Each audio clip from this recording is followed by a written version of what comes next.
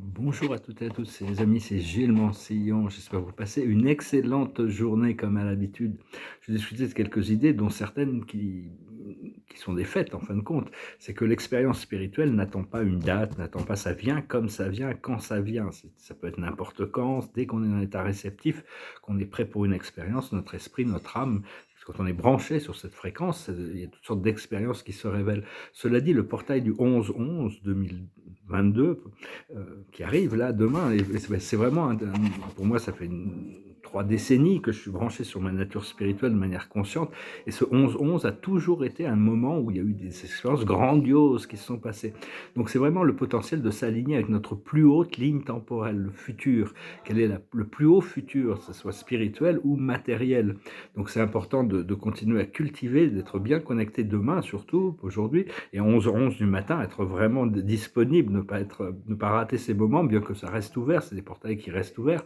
C'est vraiment, il va y avoir vraiment une influx d'énergie spirituelle, et c'est bien de se connecter avec l'étoile de notre âme. L'étoile de notre âme, c'est une étoile invisible, ça appartient au monde invisible, c'est une étoile éthérique qui est de lumière argentée, qu'on partage avec notre moi supérieur, et qui a une sorte de lien entre le monde spirituel supérieur et notre système de chakras éthériques. Donc qui est connecté à notre corde argentée, qui connecte notre âme à notre corps physique. Au moment de la mort, cette corde argentée est coupée, l'âme est libérée du corps.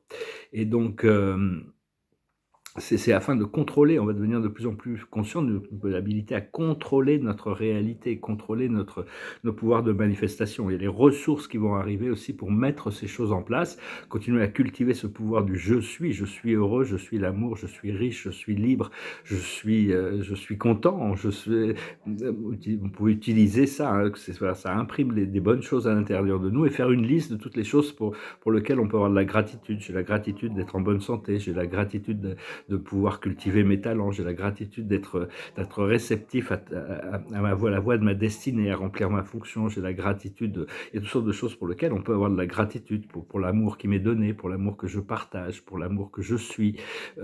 Donc c'est vraiment continuer à cultiver, faites ces listes, hein, de choses, il ne faut pas les oublier. Sénèque pensait que la gratitude, c'était les gens intelligents avaient de la gratitude, et les gens moins intelligents avaient c'est ce qui remplace la peur, hein, et Cicéron pensait que c'était la mère de toutes les vertus, la gratitude, parce que c'est vraiment le contraire de la peur dans un sens, parce que c'est l'appréciation des choses, et donc toutes ces choses qu'on veut, on désire, c'est quelque chose de naturel de les chercher, de les obtenir. Mais les jeunes âmes sont beaucoup plus corrompues, peuvent être corrompus, dans ce sens où il y a des âmes qui sont prêtes à tout pour obtenir ce succès, et des fois, pendant qu'on dort, généralement quand on dort, on peut voir ça dans le monde, hein, il y a beaucoup d'âmes, des âmes, des gens qui ont beaucoup de pouvoir, de célébrité, d'argent, des fortunes colossales, énormément de célébrités, mais qui ne sont pas de très haut caractère. C'est parce que pendant qu'ils dormaient, ils ont été corrompus par des entités dréco-reptiliennes, c'est un petit peu le concept de Faust, Méphistophélès, qui vend son âme au diable. C'est pas, on peut la vendre, notre âme ne nous appartient pas, mais ils arrivent à se laisser corrompre par ces forces qui leur apportent des succès faciles, des richesses faciles, alors que si notre richesse et notre abondance, notre prospérité, notre succès vient de la source, vient du créateur, c'est plus difficile à obtenir parce que ça demande plus de mérite, mais c'est des choses qui nous apportent la paix de l'esprit, alors que si on obtient ces choses par des raccourcis grâce à des énergies inférieures, ça va créer beaucoup de confusion et de chaos dans notre esprit, et émotionnellement on peut pas être heureux avec ça. Mais on en voit beaucoup, hein, dans Hollywood. Moi j'en vois beaucoup de gens on voit très bien ou même à Wall Street, il y a un côté sombre à tout ça, hein. Il y en a d'autres qui sont arrivés là à cause de leur talent et de leur effort aussi, hein. Donc il ne faut pas juger les choses, mais enfin, il vaut mieux chercher à obtenir les choses directement de la source, plutôt que d'essayer de trouver des raccourcis avec toutes sortes d'entités astrales. Et, euh, et donc, oui, Sénèque aussi, c'est un philosophe, Sénèque, vu au temps de Jules César, c'est un philosophe stoïque, il disait que bon, il faut considérer que chaque jour est une nouvelle vie. C'est-à-dire que je vivais la vie pleinement aujourd'hui, hein. C'était, je ne sais plus qui c'est qui disait, je crois que c'est Horace peut-être, qui disait seize the day, carpe diem, saisissez la journée, parce que chaque jour, c'est une vie complète dans un sens, et donc ce qu'on fait aujourd'hui, ce qui conditionnera ce qui arrive demain. Et donc on doit vraiment chercher le plus possible à s'aligner avec notre moi supérieur, cette version supérieure de nous-mêmes, tout en essayant de savoir que bon, les choses doivent devenir de plus en plus faciles à partir de maintenant. Et la réalité 3D de cette réalité de la troisième dimension, cette matrice d'existence temporelle, physique, dans l'ignorance, parce qu'il y a des matières, on pourrait très bien vivre dans un monde physique qui n'est pas une réalité fantôme, où les êtres vivent dans une réalité physique, mais sont connectés télépathiquement au Créateur et arrivent à vivre une vie harmonieuse. Mais c'est une expérience qui dure depuis presque 13 000 ans, et donc ça, c'est vraiment sur le point de se dissoudre, hein, ça va très très rapidement, et donc mais au plus on élève notre conscience, au plus on peut élever notre conscience, on n'est pas dépendant de cette matrice, c'est juste une question de changer de la perception. Tout est perception. La vie n'existe que par la perception que l'on en a. C'est à partir du moment où on change notre perception, la vie change, hein.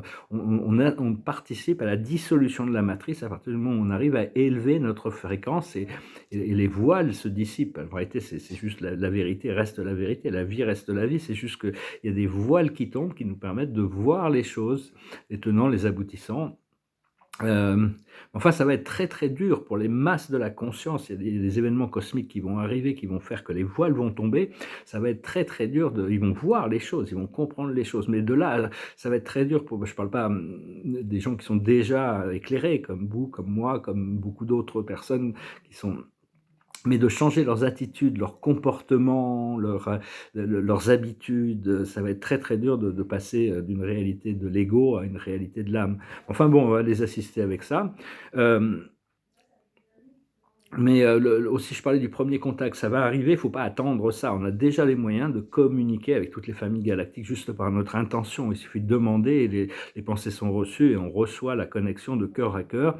Mais enfin, avant qu'ils arrivent, il y a besoin de faire un certain... C'est déjà bien avancé, mais il y a tout un nettoyage au niveau des travaux terrestres, hein. Ça se passe derrière la scène, c'est la société du dragon blanc, ce qu'on appelle les chapeaux blancs, l'alliance, il y a toutes sortes de choses qui se sont passées, qui ont quand même beaucoup fait de nettoyage, et quand le moment viendra, ça va se passer, hein. Parce qu'on est tous ici pour remplir notre mission, notre destinée à l'intérieur de ce plan grandiose du Créateur. On est là. Donc, au plus on arrive à s'aligner avec cette voie de la destinée, au plus la voie est libre, heureuse, joyeuse, hein, parce que dans le service, c'est pas un service, le Créateur ne nous a pas envoyé pour souffrir. C'était juste une question d'équilibrer des karmas, des vieilles énergies qu'on avait créées inconsciemment. On avait besoin de les expurger. Et parce on peut voir aussi il y a une bonne attitude à avoir par rapport à tous ces êtres sombres qui continuent à exister dans le monde. C'est-à-dire que plutôt que de les haïr ou de vouloir les rentrer en conflit avec eux, c'est leur dire: je vous aime, mais je n'aime pas vos actions, je n'aime pas vos attitudes, je n'aime pas vos politiques, je n'aime pas ça. Mais vous, je vous aime. Donc ça vraiment, c'est la force de l'amour qui est la plus puissante pour la transformation. Je fais qu'exprimer des perspectives, encore une fois, mais c'est des perspectives qui s'avéreront assez efficaces, et demander à ce que tous les contrats, passés, présents et futurs, soient complètement dissous, sauf les contrats qui sont là pour notre plus haut bien et le plus haut bien de tous. C'est important, hein, de faire cette méditation, et renvoyer toutes les choses dans la lumière, renvoyer toutes les choses à la source. La source saura quelles sont ces choses qui sont pour notre plus haut bien et qui doivent faire partie de notre futur. Et donc on doit juste se désengager de toutes les autres lignes temporelles pour arriver à s'aligner avec cette ligne temporelle paradisiaque que l'on recherche. Donc voilà, écoutez, je venais me faire un petit message, là, je vais retourner un peu à la peinture, ça avance très lentement, mais très, très sûrement quand même. Et donc... je vous remercie d'aimer, de partager, de commenter et de souscrire, et pour vos donations. Je vous remercie, ça aide la chaîne, tous ces commentaires. Je vais bientôt devoir peut-être mettre de la publicité, ça risque d'aider les algorithmes à me faire connaître plus dans le monde. Je vais voir. Puis je vais chanter cette chanson qui s'appelle Paris. C'est une chanson, j'ai vraiment je sais qu'il y a les ressources qui vont arriver là, ça va me faire du bien de revenir vivre en ville. Il y a beaucoup de gens qui sont dans les villes, qui veulent aller à la campagne. Moi, j'habite à la campagne actuellement. J'ai langué de pouvoir retourner vivre en ville. Et pour aussi retourner à mon premier métier, qui était chef d'entreprise, galeriste. Donc voilà, bah écoutez, je vais finir avec cette chanson qui me passait par la tête, ça s'appelle Paris. Eh oh, eh oh, eh oh, eh oh, I feel love, Paris, Paris. I love to love, Paris, Paris. Feel so close to my heart. Barman dans le shaker, d'avoir de l'élégance, un trait de Sacré-Cœur et deux doigts de Doileau, un Piaf, quelques moineaux et Joséphine Baker. À la une de Prévert, mais sans raton laveur, prenons un dernier verre près du bateau lavoir. Une Simone de Beauvoir et deux singes en hiver. I feel love, Paris, Paris. I love to love, Paris, Paris. Feel so close to my heart. Mettez 3 notes de jazz dans un quartier latin, au menu sur l'ardoise au fond d'un bar tabac, et la résille d'un bas sur un genou qu'on croise.